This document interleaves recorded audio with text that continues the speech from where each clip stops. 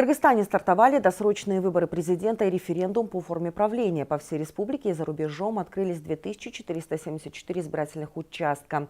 По данным ЦИК, на выборах президента и референдуме смогут проголосовать 3 563 574 избирателя.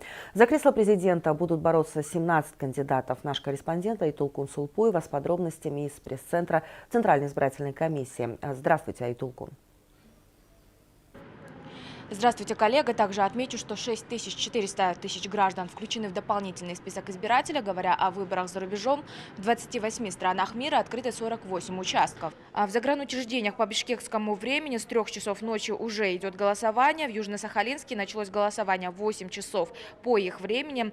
Далее голосование началось во Владивостоке, Якутске, Иркутске, Новосибирске. В то же время в Китае открыты 2 участка. В целом 49 тысяч граждан Кыргызстана зарегистрированы на выборах за рубежом. Все избирательные участки обеспечены условиями, электроэнергией, связью, генераторами и другим офисным оборудованием.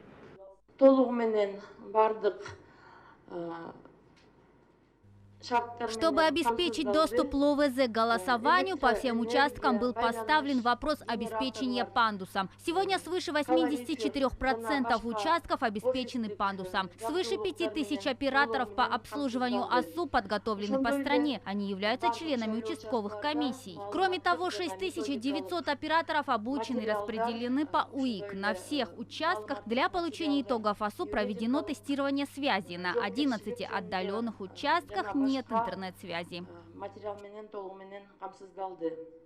Сегодня со стороны гражданского общества и международных организаций высказывается большой интерес к выборам. На сегодняшний день из 44 стран мира зарегистрировано свыше 300 наблюдателей, которые представляют 35 международных организаций. Вести наблюдение на избирательных участках выразили желание 13 общественных организаций. Сейчас наблюдатели регистрируются, потом будет названо их точное количество. Также от иностранных СМИ 92 представителя уже прошли аккредитацию для освещения проведения выборов.